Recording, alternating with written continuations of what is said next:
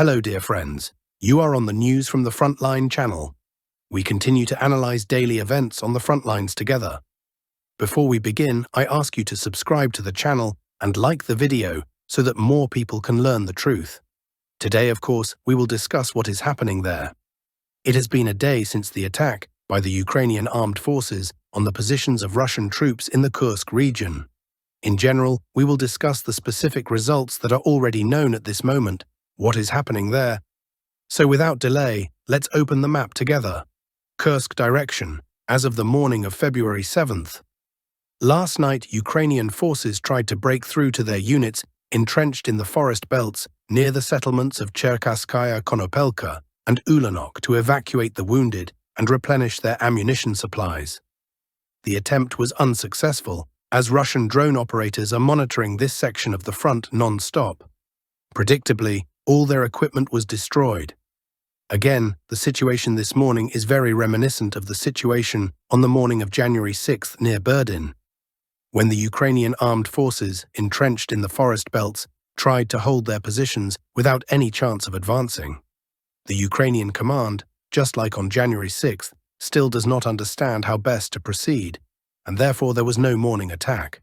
Back then, a repeated attack occurred closer to noon. Perhaps the same will happen today. However, as of this morning, there is an uneasy calm here. In any case, the situation requires some resolution. It cannot remain in such an unstable state for long.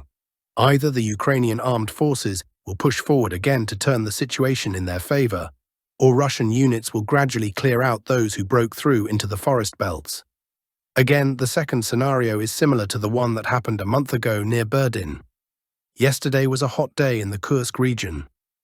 As I already mentioned, Ukrainian troops launched a large-scale attack on a small section of the Kursk region, but on multiple fronts. 3 directions: Ulanok, Fonosevka, and Ruskaya Konopelka. It has already been confirmed, and we can say with confidence that the Ukrainian armed forces' attack on Ruskaya Konopelka completely failed. But let's take things in order. So, the movement of the Ukrainian armed forces began at 8 a.m. The advance started from Sudzha, then to the hamlet of Kalmaki, and then along the road to Ulanok. It should be noted here that this movement along the road became possible, as some military correspondents point out, due to misinformation on the ground. That is, the same old problem. Since these positions were supposedly under the control of the 11th Brigade, at least that's what the brigade command reported to higher-ups, it turned out to be a lie, and the positions were actually empty, meaning they were not under control. You understand, especially those of you who are military personnel watching me, that when you are confident that your own troops are holding positions ahead of you, your attitude and mindset are different. Well, in any case, the commander of this brigade has reportedly been removed, at least according to some reports. We need to wait for confirmation. Moving on. Look, from the direction of Kalmaki, the Ukrainian armed forces advanced towards Ulanok, but were unable to reach and secure the village. Approximately 1 kilometer from the northern outskirts of the village, the column was destroyed. This is acknowledged even by Ukrainian channels, meaning they do not report control over Ulanok. It should be understood that the column was large, consisting of 11 pieces of equipment, including a tank. Well, the tank was hit here, plus 2 armored vehicles and 3 infantry fighting vehicles. Therefore, the Ukrainian armed forces retreated from Ulanok to Cherkasskaya Konopelka. However, they did manage to deploy infantry. Here, in this area near Fanasivka, according to my data, about 50 soldiers were deployed. Other military correspondents say that approximately 70 Ukrainian assault troops were deployed here. In general, the number ranges from 50 to 70, but we will return to this later. The Ukrainian armed forces also failed in their attempt to attack Ruskaya Konopelka. The movement started from Dmitriukovo, then through Makhnovka, and along the road to Ruskaya Konopelka. Here, the Ukrainian armed forces managed to advance a total of 3.5 kilometers, but then the column was hit by fire. As a result, the Ukrainian armed forces were unable to overcome the barrier of the railway. The equipment was burned, including a mine trawler that was leading the way and clearing mines, as well as 2 infantry fighting vehicles. And in general, a lot of equipment was burned yesterday, truly a graveyard of destroyed equipment. So those who survived under fire near Ruskaya Konopelka had to hastily retreat to Kalmaki. Now let's move to the most difficult sections of yesterday's and ongoing battles in the Kursk region. That is, if the attacks on Ruskaya Konopelka and Ulanok were ultimately repelled, then the situation with Cherkasskaya Konopelka and Fanasivka is more complicated. I am not going to say that everything is fine and wonderful, nor am I going to say that everything is bad. I always tell it like it is, both the good and the bad. I have already talked about where the Ukrainian armed forces' attacks completely failed. Now let's move on to the areas where they had some success. These are the areas of Fonosevka and Cherkasskaya Konopelka, and in general, this entire section.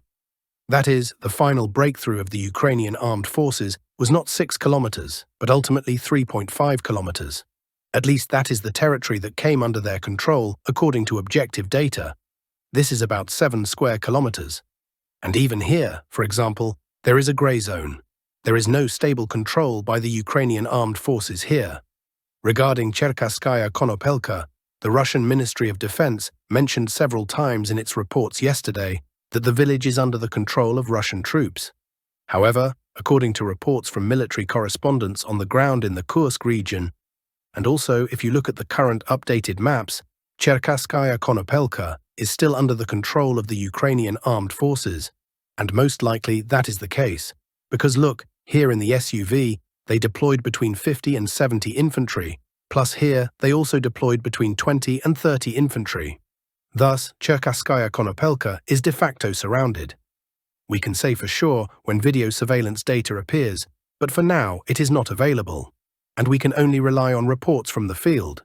So according to reports from the field, Cherkasskaya Konopelka is under the control of the Ukrainian armed forces.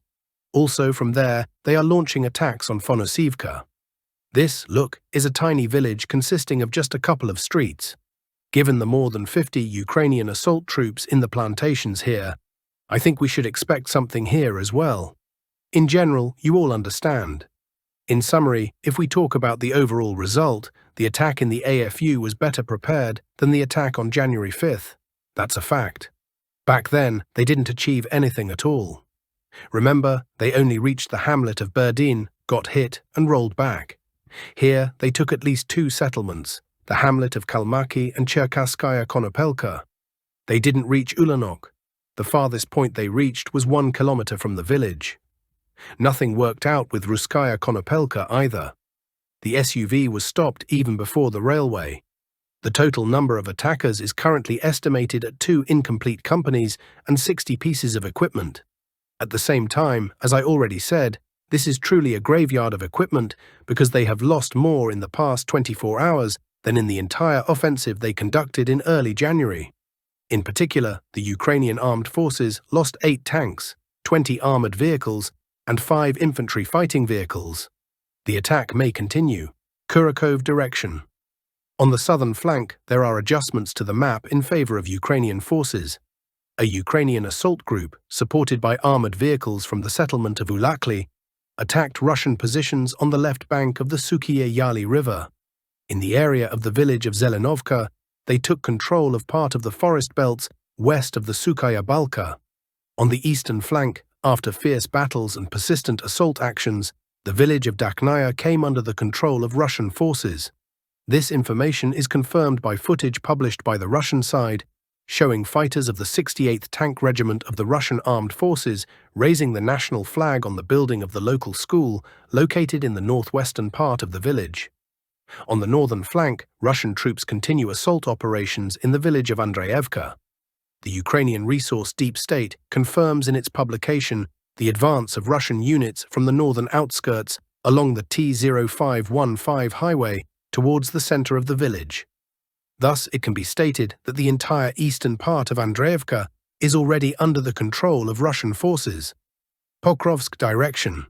Here, Ukrainian troops from the settlement of Volkhov launched an attack on Russian positions located on the eastern outskirts of the neighboring village of Peshanaya. This information is confirmed by footage published by the Russian side showing the destruction of Ukrainian equipment attempting to break through to the center of the village. Thus, the territory on the approaches to the eastern outskirts of Peshanaya came under the control of the Ukrainian army, while part of the industrial zone and single-story residential buildings in the village itself became a grey zone. At the moment, counter-battles continue, Chasiv Yar direction. According to incoming reports, Russian troops have achieved significant success in the area of multi-story buildings located west of the refractory plant. Thus, according to pro-Ukrainian sources, the Ukrainian armed forces lost control of one and partially of a second block in the area of the Avangard Stadium under pressure from Russian forces. However, there is no confirmation on the ground yet. Active counter-battles also continue on the approaches to the eastern outskirts of the Shevchenko neighborhood, in the area of Workshop Number 1 and its surroundings, Kupiansk direction. Here, Russian troops continue to successfully expand the control zone around the bridgehead on the western bank of the Oskol River. Russian assault groups advanced about 3 kilometers northwest of the village of Novomlinsk and took control of the neighboring village of Figorovka. This information is confirmed by footage published by the Ukrainian side, showing an attack on advanced Russian positions using FPV drones. South Donetsk, Toretsk, Seversk, and Kharkiv directions. No visible changes. At the moment, the attacks of the Ukrainian armed forces have been repelled. The settlements are under the control of Russian troops. Battles in the vicinity and clearing of adjacent territories from surviving enemy forces continue. We continue to monitor the situation. Finally, I left the breakthrough of the Russian army by 3 kilometers in the Kharkiv region for the end. This, by the way, is for those who wrote in the comments yesterday. Nonsense like in the SRF, they advance a maximum of 150 to 200 meters, while in the SUV, they easily advance 5 kilometers. You know, if that were the case, the situation on the front would be completely different. So the Kharkiv region. Here, yesterday, Russian troops, while all attention was focused on the Kursk region, made a breakthrough from Novomlinsk to Figorovka. The total advance exceeded 3 kilometers, and both the heights here, which is very important, and the village itself, which is located in the lowland, were taken. Thus, the Russian bridgehead here is expanding, and the Ukrainian armed forces can do nothing about it. The total area of the bridgehead, taking into account yesterday's advance, yesterday's breakthrough, has exceeded 50 square kilometers. And just here yesterday, 5 square kilometers came under Russian control. At the same time, everyone is silent about this.